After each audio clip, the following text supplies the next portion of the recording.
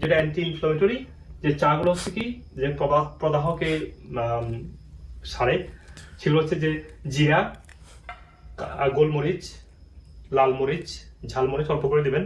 তারপরে হচ্ছে যে দারচিনির যে স্টিকগুলো আছে কয়েকটা স্টিক দিবেন, সাথে কিছু ক্লোভ হচ্ছে যে আপনার লবঙ্গ দিবেন কিছু, আর কিছু কার্ডামন, এলাচি দিবেন কিছু, আর কিছু জিঞ্জার দিবেন। এরপর হানি মিক্স করবেন। তাহলে এই টিটা কিভাবে বানাবেন? এই সবগুলোকে অল্প অল্প পরিমাণে আপনি যদি 3 গ্লাস পানিতে সিদ্ধ করেন 10 মিনিট, সিদ্ধ করে ছেঁকে এই পানিটাকে আপনারা দিনে 3 থেকে 5 বার করে 1 কাপ করে খান। এগুলো আপনার লাঙে যে অ্যালভিওলাগুলো আছে, অ্যালভিওলাই, লাঙে যে এয়ার ওয়েগুলোকে ডিক্লগ করবে, আপনার কফগুলোকে লুসেন করবে, ইনফ্লামেশনটাকে দূর করবে, যাতে আপনার জ্বর থাকবে না, আর রানি নোজকে বন্ধ করবে, যাতে করে বাড়ি যদি আপনার ক্লিন আপ হয়ে যায়, রানি নোজ থাকবে না, কারণ আপনাকে আর হিস্টামিন তৈরি করতে হবে না।